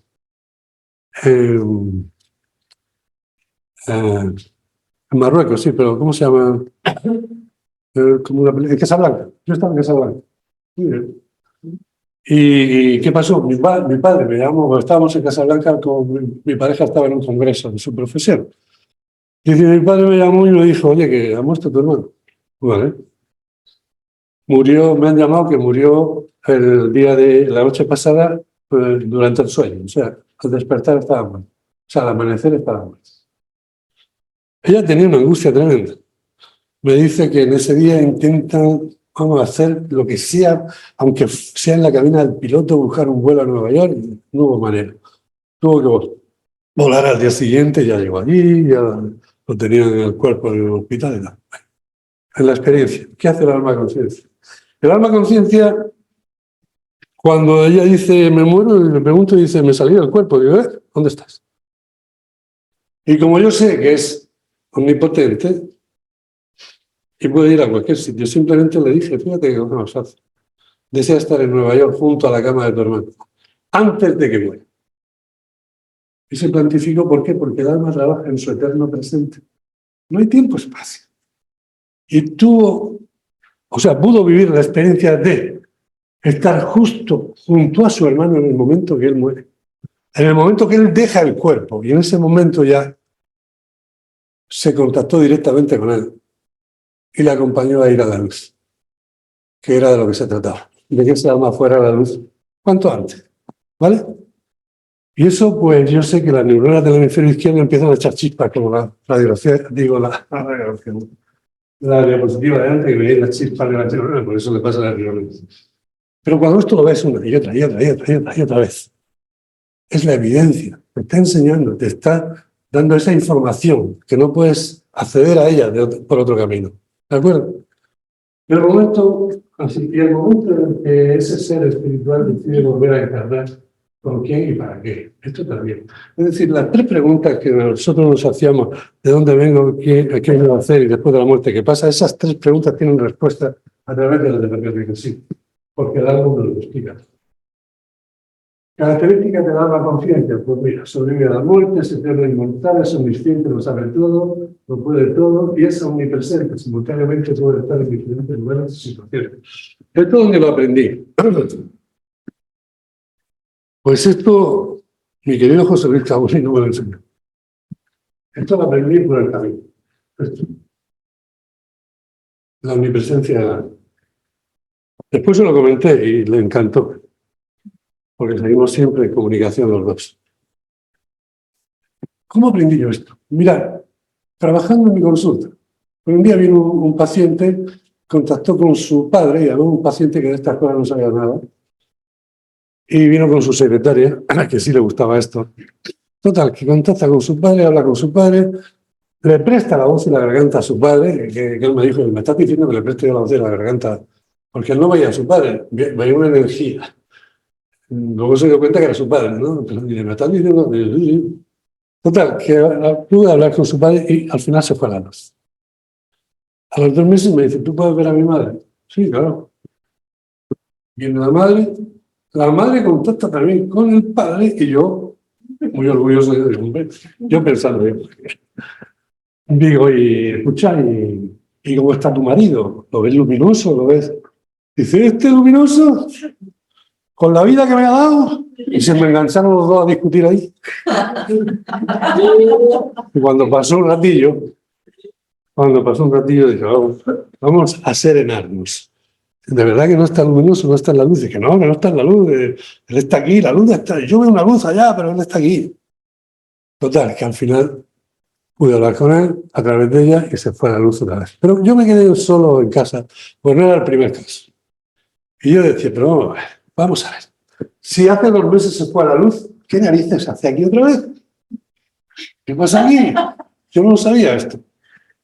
Hasta que llegó la solución. Y la solución llegó con una paciente de 24 años que era la menor de 5 hermanas. Y la madre 6 mujeres. El padre había muerto hacía 18 meses. Y el padre entró ahí a través de ella y yo pude hablar con él. Un señor, por cierto, muy educado, con una gran cultura, que daba encanto hablar con él. Porque no sé si vosotros habéis pensado, hay mucha gente que piensa que la muerte nos cambia. No nos cambia, no. Tal como eres, te mueres y sigues siendo lo mismo hasta que no llegues a la luz. Cuando llegas a la luz ya la cosa se va emparejando un poco, ya tomas conciencia del ser que eres, recuperas tu energía, ¿sí? Pero, mientras tanto, eres lo mismo. Es decir, el que, con todo mi respeto, el que es tonto y se muere sigue siendo tonto hasta que no llegue a la luz. Y el que es un poco borde, como decimos en nuestra tierra, pues se muere sigue siendo borde hasta que no llegue a la luz. En la luz ya se arregla. Bien. Entonces, ¿os imagináis la que puede liar un tonto y un borde invisible? O la puede liar gorda, ¿me comprendéis? Pero este no era el caso. Este era un hombre que había sido un hombre, cuando vivía, un hombre muy culto, muy educado, y seguía siendo muy culto y muy educado. Y tuvimos una charla allí, bueno, aunque daba encanto hablar con él. Y al final le convencí de que tenía que ir a la luz. Y dice, sí, lleva razón. Pues venga, pues, ¿qué tengo que hacer? Le explico lo que tiene que hacer, ya está en la luz. Y dice, qué bueno. Dice, pues sí, a ver, a la luz. Digo, espera. Digo, vamos a ver. Yo pensando, tiene 6 mujeres, 5 hijas y una mujer. Y le digo, hay una cosa muy bien clara, ¿no? Dice, ¿el qué? Digo que esta niña, esta hija tuya, la pequeña, es la niña de tus ojos. Y se echa a reír. Dice, no, ¿por qué? ¿Ves? Desde que te moriste, has estado con ella. Pero he estado también con mis otras hijas y mi mujer. Y entonces yo pensé rápidamente y hice la cuenta, ¿no? 5 y 1 es 6. Digo, entonces tú que has estado un día con cada una y el séptimo descansas, como Dios. Dice, no, se echó a reír más tarde. Dice, no, yo estoy con las 6 a la vez. Digo, ¿cómo que estás con las 6 a la vez? Dice, claro, porque eso lo puedo hacer una vez que he perdido el cuerpo físico. Me puedo desdoblar. Y soy yo. Cada uno de esos 6 soy yo, íntegramente. Y entonces le pregunté, entonces si tú te vas a la luz ahora, ¿los otros 5 qué? Dice, los otros 5 se quedan donde están. Digo, esto hay que arreglarlo. Así que igual que te desdoblas, te puedes integrar en la unidad tuya otra vez. Dice, hombre, pues claro. Digo, pues está tardando. Así que avísame cuando ya te sientas que estás en tu integridad. Y me dijo, ya estoy. Y digo, bueno, pues a la luz. Y se fue a la luz íntegramente. Eso era porque cuando llegaba un familiar te volvías a encontrar lo mismo. Bien. Bueno, es que ya lo hemos hablado. La magnesia está en su terreno presente. Ya habéis visto lo que es la regresión. La regresión no vas a ningún sitio. Te enseña esto lo que hay que arreglar. Mi paciente está consciente, mi paciente le pone tiempo, espacio a la experiencia, ¿verdad? Pero todo está aquí. Nadie va a ningún sitio en regresión. Nadie retrocede. Muy bien. Personas que han vivido la muerte en vida pasada, ¿qué cuentan? No nos dicen nada. Ven su cuerpo físico del que acaban de salir, tienen consciencia y conciencia de esa situación. Tienen consciencia y conciencia de esa situación. Descubren que pueden atravesar cualquier estructura sólida, descubren que los seres encarnados no los ven ni los oyen, ven seres de luz o una luz que les atrae, presentan inefabilidad, de todo esto ya hemos hablado. Sienten un amor y un paz que nunca antes han sentido y contactan e interactúan con familiares ya fallecidos. Mire, lo más importante para mí en la terapia regresiva es qué descubre el ser humano en una terapia regresiva. No es que cura, porque muchas veces va allí a la consulta, venga usted, me cure. No, mira, te está equivocando de sitio, yo no curo a nadie. Yo no curo a nadie, porque tú tienes el poder de autosanación. Lo que pasa es que se te olvidó. Porque eres un ser espiritual, eres un ser de luz encarnado en un cuerpo físico. Y como tal ser espiritual, tienes el poder. ¿El poder de qué? De todo. De crear, de sanarte, todo. Yo te voy a ayudar, te voy a acompañar, voy a aprender de ti. Pero yo no te curo. Y cuando eso lo tienen claro, ¿cómo funciona? Entonces, para mí, digo, el estado regresivo del ser humano descubre, esto es lo importante para mí, descubre su capacidad de amar, descubre su capacidad de perdonar, descubre que la muerte existe, claro que existe, si hay un duelo, hay una pérdida física, pero no es el final. Y descubre que somos seres de luz encarnados en cuerpo físico. Experiencia cercana a la muerte. Yo tuve mi palabra que estas letras estaban en blanco. Desde aquí no se lo va a pasar a PowerPoint, y pasó a PowerPoint, porque en la otra aplicación es el negro este no sale, es un negro con brillo que sale en blanco. Pero bueno. Bien, experiencias cercanas a la muerte. Este es un monumento de la guerra. Es un monumento de la guerra de Caliente, de Cuba y Caliente. ¿Sí? Sí. Eso es una maravilla, pero está a verlo. Bueno. Experiencias cercanas a la muerte son muy frecuentes. Son más frecuentes de lo que vosotros podéis pensar. Las experiencias cercanas a la muerte, hay millones, y digo millones, de casos ya registrados. No son 1, ni 2, ni 20, ni 30, millones en el mundo. Serían mucho más numerosos si los profesionales sanitarios supiéramos prestarle la atención que se merece. Esto me duele mucho, me da tristeza, porque yo soy un profesional sanitario y lamentablemente en nuestros hospitales no se le presta atención a las experiencias cercanas a la muerte. Y cuando el paciente intenta hablar de ellas, le dan un toquecito en el hombre, no te preocupes, que estos son alucinaciones. Pero la bata blanca lleva años utilizando esto de que son alucinaciones. Alucinaciones. Ustedes saben que la ciencia no ha demostrado cuál es el mecanismo por el cual se produce una alucinación.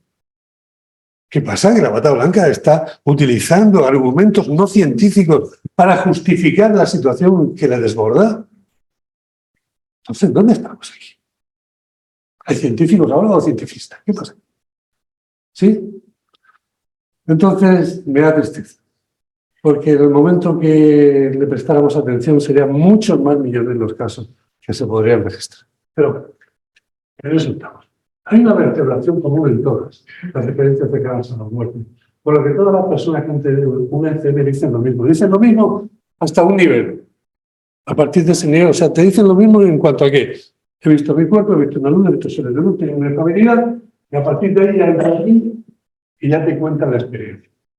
Te cuentan lo que pueden de la experiencia, porque la inefabilidad empieza ahí, cuando llegan a la luz. ¿Vale? Y esto te lo cuentan sin regresión, o sea, esto te lo cuentan así, entrevistándolos. Las personas que han tenido una ECM la califican como la realidad más grande que jamás han vivido. Y me puedo referir al ejemplo del doctor Eben Alexander. El doctor Eben Alexander, ¿saben quién fue? ¿No? Hemos tenido el 40. Lo escuché desde ayer. Pues, para mí fue un placer en el año 17 coincidir con él en un congreso como ponente en el que estábamos los tres. Estaba él, estaba Raymond Moody y estaba yo. Y convivir con él aquellos días del fin de semana en el hotel y escucharle de viva voz, pues eso fue. O sea, una cosa es escucharlo por ahí, escucharlo. Bueno, pues ya sabéis lo que le pasó, ¿no? Él estuvo con una meningitis bacteriana por Escherichia coli, 7 días en coma, ¿sí? Con electroencefalograma plano. Él era de los que hablaba antes de eso, de que, bueno, las experiencias cercanas a la muerte podrían deberse a la anoxia, a la falta de oxígeno de la parada cardiorrespiratoria se producía, y que, según él, entonces esgrimía que debido a esa falta de oxígeno, aunque fuera leve, pues ya el neurocórtex, la corteza cerebral, el neocórtex, pues podía emitir imágenes y emitir comentarios y demás, ¿vale? Pero cuando él lo vivió, ya digo, por una meningitis bacteriana por Escherichia coli. Meningitis bacteriana significa, en el adulto, el 95% muerte y el 5% sobrevive, pero con lesiones cerebrales. Y si es por Escherichia coli, no es que se afecte el neocórtex, es que la Escherichia destruye el neocórtex. Entonces, sin explicación para nada, él salió de aquello y contó, bueno, ya lo sabéis, la prueba del cielo de su libro, su primer libro, ¿no? Ahora tiene más. Bien, en la experiencia de ganas a muerte para ellos es su verdad y la recuerdan con todo detalle durante el resto de esta experiencia de vida.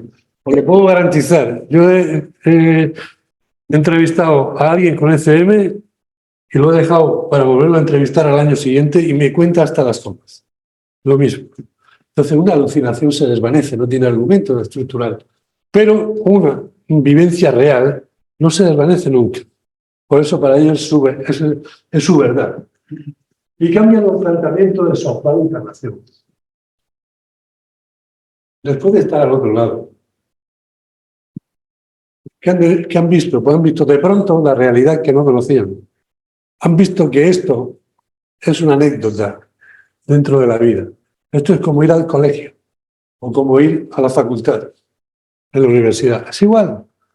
Tú estás en un curso, ¿no? Y ya está. Has decidido matricularte, has decidido encarnar. Y ya está. ¿Vale? Entonces, el planteamiento de su actual encarnación, ¿en cuanto a qué? Cambian las preferencias. Igual hasta que no tuvo la ECM, su preferencia era, pues bueno, pues hay que cambiar el parqué de la casa, tenemos que comprar un auto, un coche más grande, etcétera, etcétera, etcétera. Ahora ya no. Ahora he visto que hay otras cosas que son las que tienen que ser preferentes. Tengo que ayudar a los demás, tengo que amar, sí, tengo que perdonar, ¿sí? Porque eso es lo que me va a hacer grande. Eso es lo que me va a ayudar a evolucionar. Las personas que han tenido una ECM, ¿qué cuentan? Ven su cuerpo físico, tienen consciencia y conciencia de su situación, descubren que pueden atravesar cualquier estructura sólida, descubren que los seres encarnados no los ven y los sueñan. Estos son los que han tenido una ECM. Descubren que presentan inestabilidad, sienten un amor y una paz como nunca antes han sentido, contactan e interactúan con familiares y fallecidos. ¿Dónde he leído yo esto? ¿Dónde acabo yo de leer esto? Si esto es lo que me estaba diciendo el que ha revivido la muerte en una vez pasada. Exactamente esto. ¿Qué me está diciendo el de la ECM? Exactamente lo mismo. Aunque este amplía un poquito más. Dice que ven episodios de su encarnación, nadie lo juzga, se juzgan a sí mismos, expresan el deseo de quedarse ahí. La mayoría de las veces un ser de luz les indica que tienen que volver. La mayoría de las veces le indica, oye, que no es tu momento, que tienes que volver. Otras veces no es así. Otras veces ellos deciden volver, como fue mi caso en la ECM que yo tuve. Y unas veces al entrar al cuerpo, siempre como si se juntara en un traje de neopreno, y otras veces la entrada al cuerpo es placentera y suave. Bien. Las personas que han tenido una ECM pierden por completo el miedo a la muerte. ¿Sabéis dónde perdí yo el miedo a la muerte? Total. Pues lo perdí cuando hice el 11 intento de regresión. Tuve la suerte de que me acompañó mi maestro, el doctor Kaoli, y reviví la muerte en aquella vida. Y ahí se quedó mi miedo a la muerte. Fue tan vívido para mí, fue tan claro para mí. Ahí aprendí en qué consistía la muerte. Así de claro. ¿Vale? Y ellos, el que ha tenido una escena, ha estado al otro lado, pues, como para no perderle el miedo a la muerte. O sea, ya saben que la muerte no existe. O sea, perdón, ya saben que la muerte no es el final. Desarrollan capacidades sensitivas que antes no tenían. Conozco a muchos que les ha pasado eso. La realidad del mundo espiritual la tienen muy presente ahora. Tened en cuenta que con esta terapia y con estas experiencias entramos de lleno a la realidad espiritual. Y por favor, no levantéis los pies del suelo. Por favor. No os quedéis, ¿verdad?, fascinados con esto. ¿Que existe? Sí, ya os lo digo yo, que existe. Es verdad, sí, es verdad. Cuando dejemos el cuerpo después de la muerte, ¿vamos a ir ahí? Sí, ¿por qué? Porque somos de ahí. Simplemente, vamos a ir ahí porque somos de ahí, porque venimos de ahí. Pero ahora estamos aquí. Yo he visto personas que cuando han descubierto esto han dicho, oh, esta es la realidad, como una mierda de vida, esta y tal. Escuchadme, ¿cómo que esto es una mierda? ¿Es una mierda de vida? Si esto lo vas a elegir tú para ti. ¿Qué me estás hablando? Yo, el mismo que viste y calza. Tú lo has elegido para ti. Esto es así, ¿vale? Cambian sus preferencias considerando lo importante, lo que no era, se enfocan en servir a los demás. Estos son los que han tenido la ECM. Se encuentran incomprensión en amigos, familiares y profesionales sanitarios. No los entiende nadie. ¿A quién le cuento esto? Y mirad este último punto que es curioso. El 75% de las personas que han tenido la ECM se han divorciado. No, esto está constatado a nivel mundial. El 75%. ¿Por qué? Porque tú puedes estar toda la vida al lado de tu pareja y resulta que cuando tienes la ECM, los dos estáis en una evolución paralela y cuando tienes la ECM tú haces así, porque tú ya has visto que y la vida ahora la entiendes de otra manera. Y ahora hay que cambiar esto, y ahora hay que mirar más esto, que antes no lo mirábamos. Y tu pareja dice, este se ha trastornado por la ECM. Yo a este me lo quito del medio y se separa. El 75%, ¿eh? Porque ya no vibran en la misma frecuencia. Ya no vibran en la misma frecuencia. Y somos, no olvidaros, somos energía, somos vibración. ¿Vale? Y si no vibramos en la misma frecuencia, pues no podemos estar juntos. Bueno, esto lo enseño por... No sé por qué lo enseño, pero bueno. Esta es la autorización que mi hospital en el año 2015. El Comité Ético de Investigación Clínica en el año 2015, 30 de octubre, me autorizó a hacer un estudio de investigación sobre experiencias cercanas a la muerte. Con esto se convirtió en el primer hospital español que dio su luz verde para hacer esto. Sigue bien. Ahora espérate que termine. Me dijeron, para hacer esto tienes que hacer un recorrido por todo el hospital y al staff médico de todos los servicios tienes que explicarle de qué va esto. Y yo fui. No todos los médicos del staff acudían a la charla, lógicamente. Enfermería acudía más que los médicos, es cierto. ¿Y qué pasó? Pues que el protocolo, para no hacerlo largo, era, por ejemplo, el UCI, ¿no?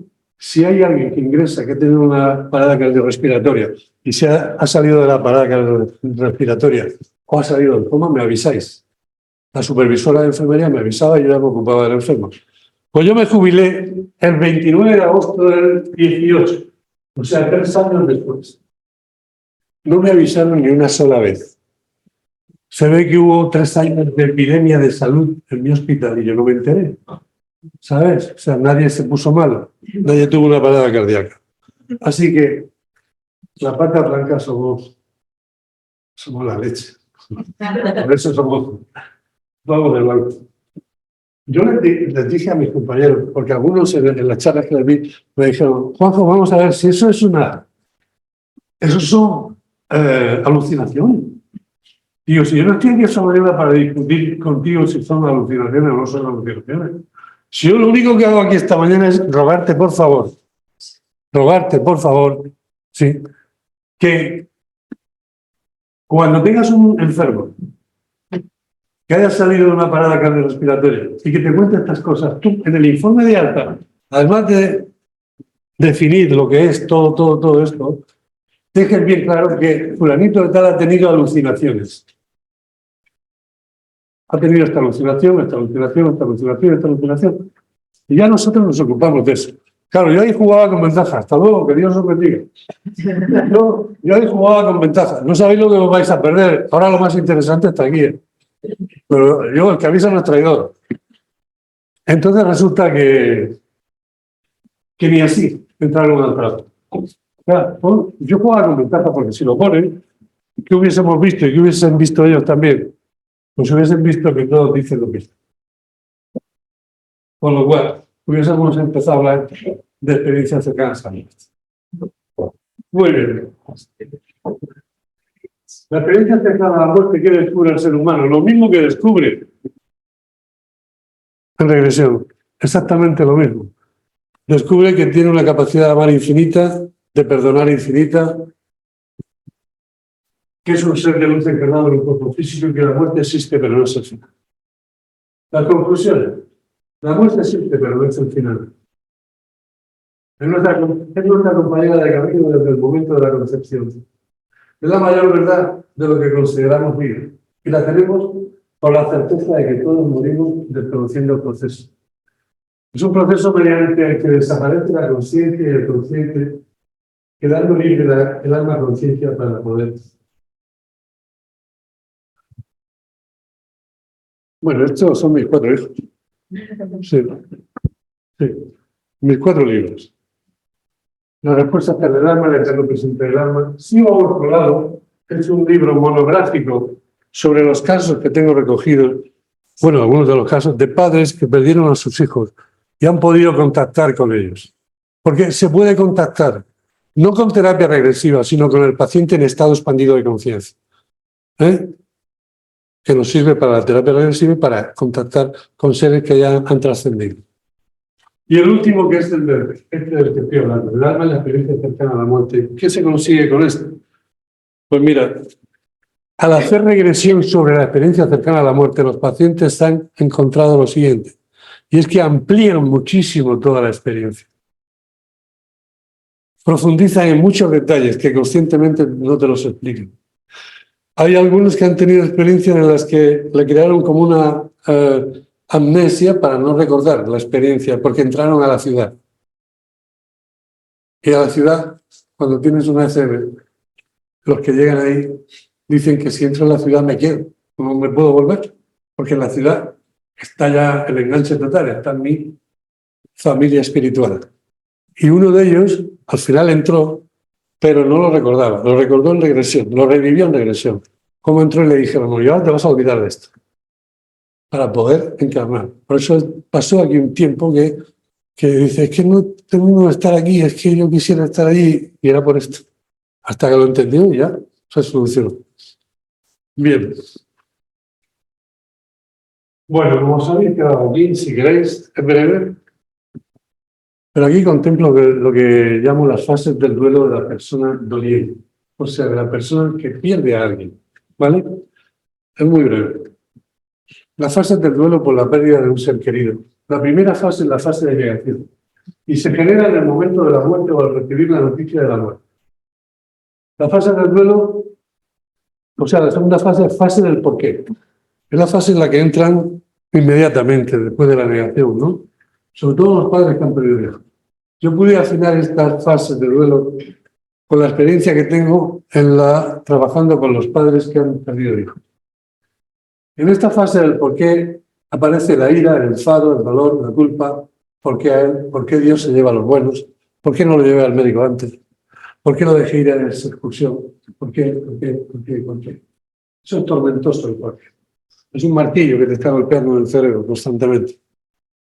Y bueno,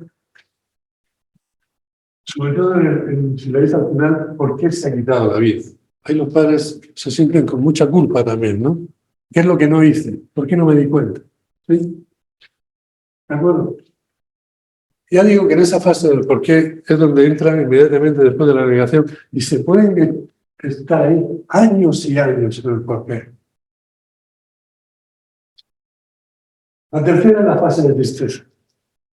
La fase de tristeza es consecuencia de la ausencia material y puede desembocar en depresión. ¿Vale? Porque hay una ausencia material. O sea, la muerte sí existe, pero no es el final. Hay una ausencia material. Hay una balanza, aquí está la ausencia material, y al morir hace el platillo. ¡Buah! Esto pesa mucho. ¿Pero qué pasa? Que empieza la búsqueda. Y esos padres se preguntaban, pero en realidad la muerte es el final.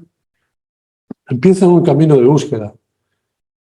Forma parte de un proceso, se preguntan ellos también. ¿Quién sobrevive a la muerte? Esta fase de búsqueda te va a llevar a encontrarte con la presencia espiritual. La balanza, la ausencia material, la presencia espiritual está aquí y te la encuentras. Y cuando la encuentras, ella va tomando peso. La balanza empieza a corregirse, poco a poco, pero empieza a corregirse. De tal manera que entras en la fase del para qué. Mirad, los padres que han perdido hijos, en mi experiencia con ellos, había una cosa muy curiosa. Y era la siguiente. Cuando tú te ponías a hablar con ellos de lo que fuera, del tema que fuera, deporte, política, lo que tú quieras, no pasaban 5 minutos y yo no sé todavía por dónde lo hacían, que ya estábamos hablando del día del diagnóstico, de los años de hospital, del día del accidente, siempre estaban en el mismo tema. Cuando entran en la fase del para qué, la cosa cambia. Porque entonces la pregunta es, escúchame, ¿para qué te ha servido a ti que tu hijo haya convivido contigo 18 años, o 9 años, o 22 años? ¿Qué aprendiste? ¿Qué vino a enseñarte tu hijo? En ese momento es cuando ellos empiezan a reaccionar. Empiezan a darse cuenta de qué. Pues mira, empiezan a darse cuenta, y estamos hablando aquí de que la muerte no es el final. Y ya os digo yo, que mi parte material, cuando un padre ha perdido un hijo, una madre ha perdido un hijo, se ha ido antes que ellos, para mí eso es contra natura. Debería ser al revés siempre, que se vaya el padre o la madre antes que el hijo. Pero desde la parte espiritual, tú lo miras y te das cuenta de qué. Te das cuenta de que ese hijo es un ser más evolucionado que ellos. Vino a hacer lo que ha venido a hacer y simplemente se va cuando lo termina de hacer. Y tú dirás, ¿qué me estás diciendo? Sí, es esto lo que pasa. Es un ser más espiritual, más evolucionado que tú. Y ha venido a hacer lo que tenía que hacer. Y a enseñaros algo que tenéis que aprender. Mirad, ¿por qué llego yo a esta conclusión? Porque hay un perfil de todos los niños o todos los chicos que se han ido antes de que sus padres. No sé, la semana pasada, el jueves, el viernes después, ya tuve otro matrimonio que había tenido un hijo. No, una hija, perdón, una hija. Y yo les describí a su hija antes de él. Me dijeron, usted no lo sabe, es que es adivino, no sé. O sea, adivino, es que he visto muchos, que son todos iguales. Tu hijo, desde bien chiquitillo, era muy maduro para su edad, ¿verdad? No se enfadaba con nada, ¿verdad? No. Te ayudaba a todo el mundo, ¿verdad? Sí. Estaba pendiente de ti, de tu marido. Sí, sí. ¿Y usted cómo lo sabe? Digo, porque todos son iguales. Todos los padres que han perdido hijos me describen lo mismo. Entonces, por eso digo que desde el punto de vista espiritual, son seres espirituales más evolucionados que sus padres que han venido a hacer lo que tienen que hacer y se han ido. Y la fase de aceptación es la última. Se llega a ella cuando logramos el equilibrio entre la ausencia material y la presencia espiritual. ¿Recordáis? En la búsqueda, la presencia espiritual empieza a coger peso y llega un momento que se equilibra. Y cuando están en equilibrio, viene la fase de aceptación. Y esa fase de aceptación viene con una lección, un aprendizaje. Cuando yo tenía ya el libro escrito, pero todavía no se lo había mandado a la editorial, me reuní con ellos y les dije, vamos a concluir. Vamos a ver, me habéis dicho, el año pasado me dijisteis en la reunión que tuvimos y tal, que el dolor es para siempre. Más atenuado, pero es para siempre. Y me contestaron dos de ellos, sobre todo uno de ellos. Dice, no, Juanjo, ya no existe el dolor. Digo, ¿cómo que no hay dolor? Dice, no. Digo, a ver, explícame esto. Dice, es muy sencillo. Él es el padre de una niña que murió de cáncer después de que, 6 años antes, la madre también murió de cáncer. O sea, imagínate el padre. Solamente le quedó la mayor, que todavía está con ella. Y me dijo, dice, mira, es muy sencillo. Yo ya he visto, él estaba ya en ese equilibrio, ¿no? Él ya había contactado con su hija muchas veces, sabía que su hija es un ser de luz increíble, ¿sabes? Por una evolución bestial. Y me dijo, dice, ya no hay dolor porque la pregunta es, ¿cómo quiere mi hija, Paula, que se llama, que yo me sienta durante el tiempo que me quede de estar en este cuerpo? ¿Feliz o sufriendo? Dice, mi hija quiere que yo sea feliz. Y la segunda pregunta es, ¿cómo quiero yo que mi hija se sienta, aunque esté en la luz, que se sienta feliz o con sufrimiento? Feliz. ¿Sabes una cosa? Mi hija siente lo que yo siento. Si yo siento dolor, ella va a sentir dolor. Si yo siento felicidad, ella va a sentir felicidad. Y ya, pues, aquí tenéis la balanza equilibrada. ¿Eh? Y deciros, para terminar, que el ser humano es un ser de luz que decide nacer. Y cuando no teme morir, aprende a vivir. Quedar con este mensaje. El dolor no es para siempre.